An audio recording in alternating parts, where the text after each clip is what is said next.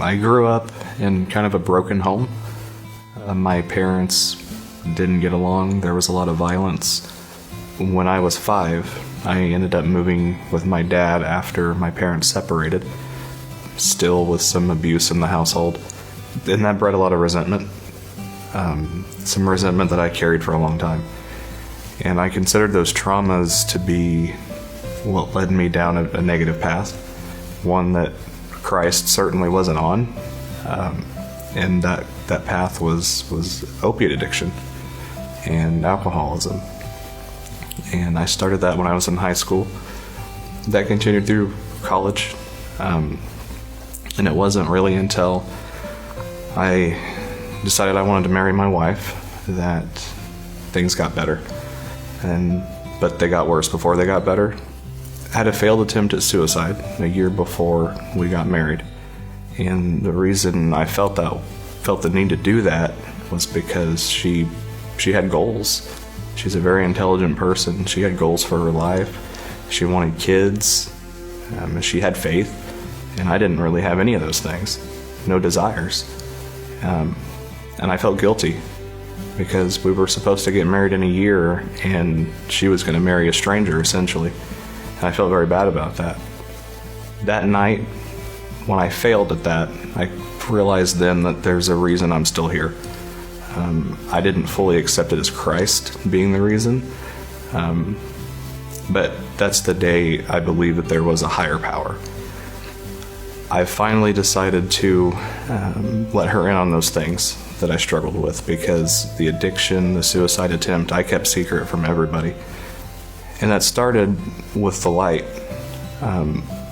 After I became a law enforcement officer, I got paired with a young man who still comes to our church every Sunday with us.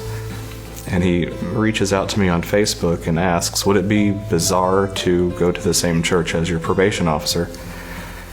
It was important to him, obviously, and I know it's been a benchmark for his success now. But I went to my wife and I said, this client needs to go to church. He wants to go to church. How do you feel about me going to church with him? That was not well received whatsoever, because she wanted to be the one to go to church with me. She's the one who really had the desire to raise a family in the church, have a church home. I knew that he wouldn't fully commit unless he had someone with him. And when we walked in, immediately the first person to greet us was Stephen. Handshake and coffee, which I had never felt welcome like that before, especially in a church. And then the message Andrew preached that day was exactly what I needed to hear, and it was exactly what he needed to hear. I was convinced that that was where I needed to call home. So I went home, told Gabby, this is where we need to go.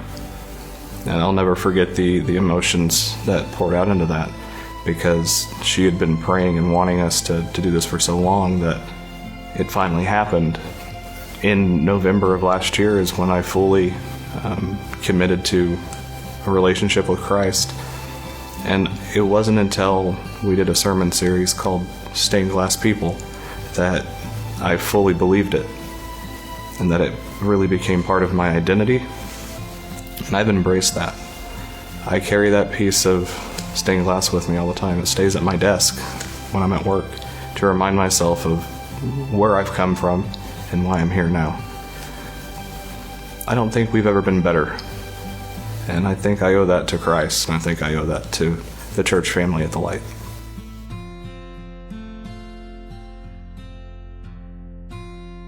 I'm Cody Martin, and this is me.